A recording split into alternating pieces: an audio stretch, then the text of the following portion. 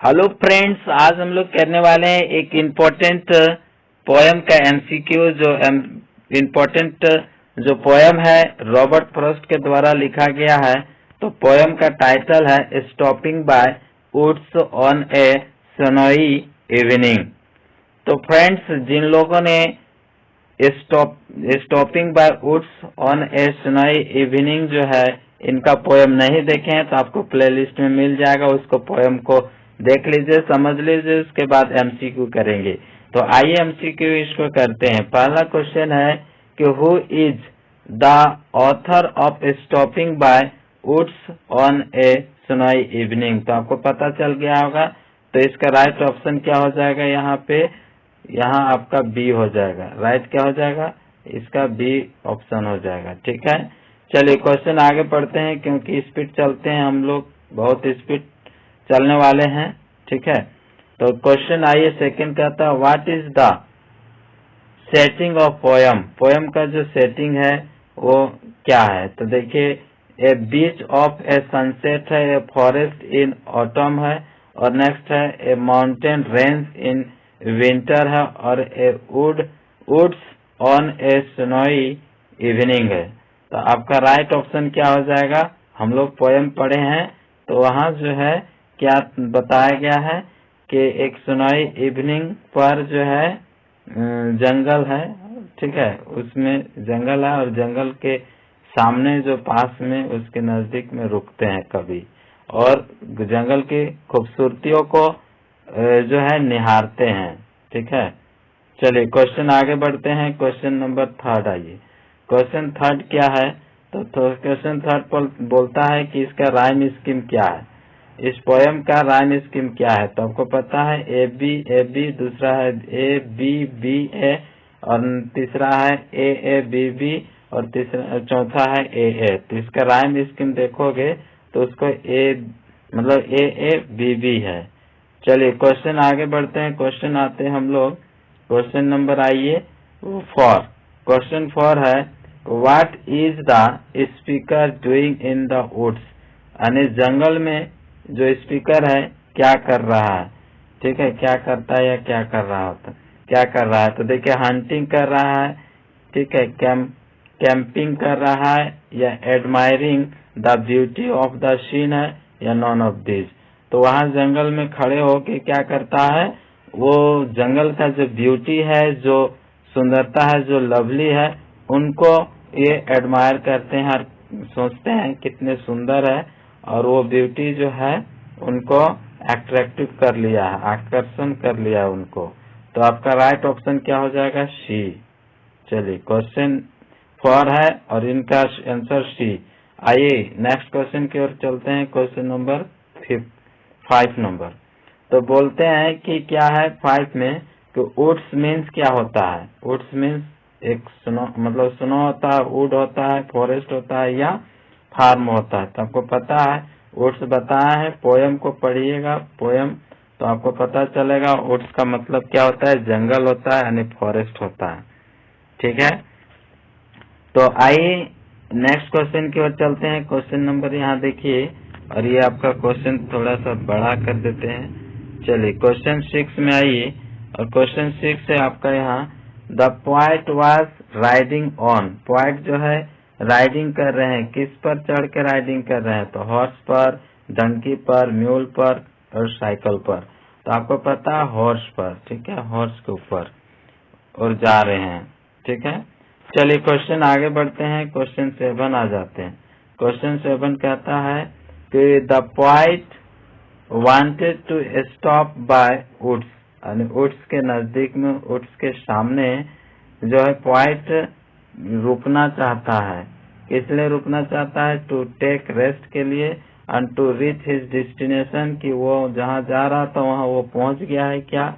Next है to avoid a stormy night. क्या है? स्टॉर्मी नाइट है जो बहुत, ठीक है, आंधी तूफान वाले रात है, उनको इग्नोर करते हैं।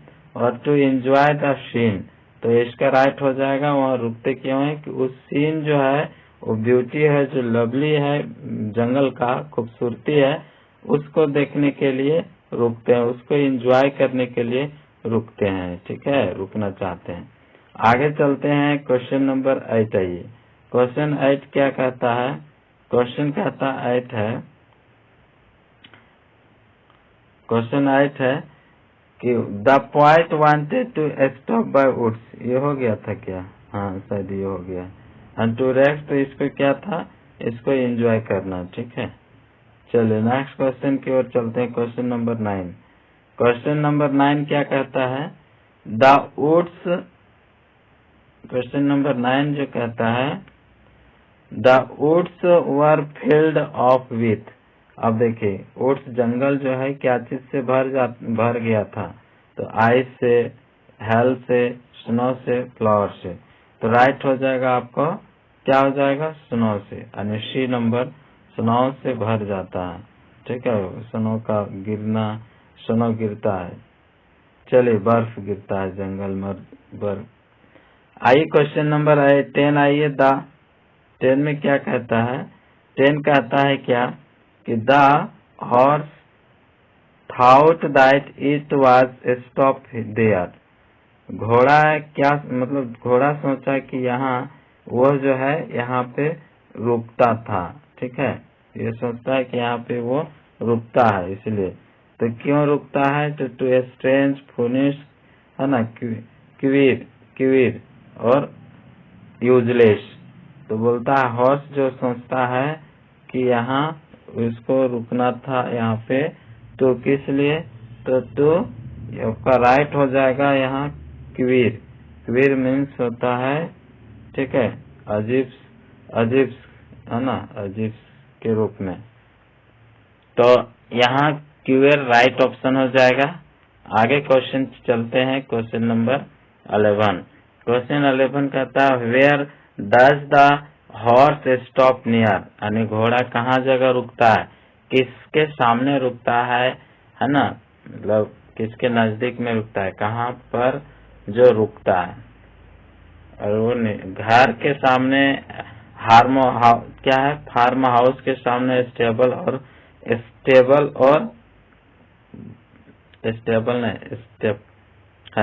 और क्राउड के सामने। तो राइट हो जाएगा यहाँ ऑप्शन बी, ए फार्म हाउस के सामने जो है, बोलता है फार्म हाउस के नजदीक में क्या है, घोड़ा रुक जाता, उसके नजदीक में रुकता है, ठीक है। चलिए नेक्स्ट क्वेश्चन की ओर चलते हैं। 12 क्वेश्चन है the season describe in the poem is summer, winter, autumn और स्प्रिंग। तो इसका राइट क्या हो जाएगा? इसका हो जाएगा विंटर। चलिए क्वेश्चन आगे बढ़ते हैं, क्वेश्चन 13 की ओर। 13 क्वेश्चन है it was the evening of the year. बोलता है कि सालों का ये इवनिंग था। तो ठीक है, तो क्या इवनिंग था? कोल्डेस्ट इवनिंग था, डार्कनेस्ट और मोस्ट ब्यूटीफुल और फाइनेस्ट। तो आपको पता है कि ये कैसा ब्यूटी, मतलब कोल्डेस्ट ब्यूटी था, कोल्डेस्ट इवनिंग था। चलिए क्वेश्चन आगे बढ़ते हैं, क्वेश्चन आ जाते हैं 14 में। 14 कहता है the horse shakes his its, ये इट्स है, ठीक है, its harmless bell to ask if there is some mistake. Sir ये क्या हो जाएगा? सब मिस्टेक, यानी राइट क्या हो जाएगा? सब मिस्टेक। बात समझे?